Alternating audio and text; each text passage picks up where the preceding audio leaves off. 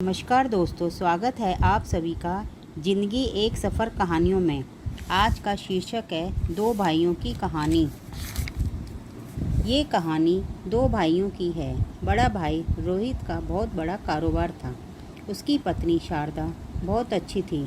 इनका छोटा भाई उमेश पढ़ाई पूरी करने के बाद इनके साथ कारोबार में लग जाता है।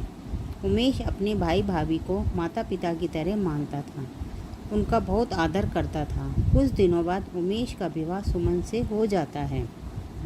वह भी भाई भाभी का बहुत आदर करती थी। घर के कामों में भाभी का हाथ बटाती थी। कुछ दिनों बाद सुमन का व्यवहार बदलने लगता है। वह अपनी जेठानी से सही ढंग से बात नहीं करती थी। शारदा जी सोचती हैं शायद पति पत्नी में आपस विवाद है, इसलिए वह इस तरह व्यवहार करती है। लेकिन सुमन बहुत चालाक थी। धीरे धीरे उसने अपने पति के मन में भाई भाभी के खिलाफ भड़काना शुरू कर दिया कि भैया तो तुम्हें नौकर समझते हैं, तभी तो कारोबार भैया के नाम है। तुम्हारा तो कारोबार में कुछ भी हिस्सा नहीं है। ये मकान, दुकानें, गाड़ी सब भैया के नाम है।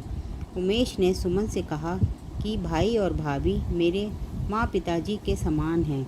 वह मेरे साथ कभी धोखा नहीं करेंगे, क्योंकि वह कहते हैं जो उनका है वह मेरा भी है। ये सुनने के बाद सुमन चुप हो जाती है। एक दिन सुमन उमेश से कहती है कि मुझे मार्केट जाना है, मुझे 10,000 रुपये देना। तो उमेश भाभी से लेने के लिए बोल देता है। सुमन भाभी के पास रुपए लेने जाती है। भाभी कहती है अभी तो मेरे पास नहीं है, शाम को तुम्हारे भैया से लेकर दे दूंगी। यह सुनकर सुमन को गुस्सा आ जाता है। वह उमेश को भाई भाभी के खिलाफ भड़काती है। अब उमेश उसकी बातों में आ जाता है। कुछ दिनों बाद उसके भैया कारोबार के सिलसिले में दूसरे शहर गए हुए थे, तो पीछे से उमेश दुकान, मकान, गाड़ी के डुप्लीकेट पेपर तैयार करवा लेता है। वापस आने पर उमेश ने धोखे से सारे पेपर साइन करवा लिए। कुछ दिनों बाद उमेश ने कहा कि ये कारोबार, दुकान, मकान सब मेरे हैं। यह देखकर भाई भाभी को बहुत धक्का लगा। बिना कुछ कहे वह अपने गांव चले जाते हैं। लेकिन कहते हैं कि जो इंसान जैसे करता है उसे वैसा ही फल मिलता है। कुछ सालों के बाद भाई की सारी जायदाद लेने के बाद भी उसे कोई सुख नहीं मिलता, क्योंकि सुमन भी अपनी मनमर्जी करती थी और बच्चे भी सीधे मुंह उससे बात नहीं करते थे। एक दिन उमेश बीमार हो जाता है। उसे हॉस्पिटल में एडमिट कर देते हैं। एडमिट करने के बाद उसके बीवी बच्चे उससे मिलने नहीं आते।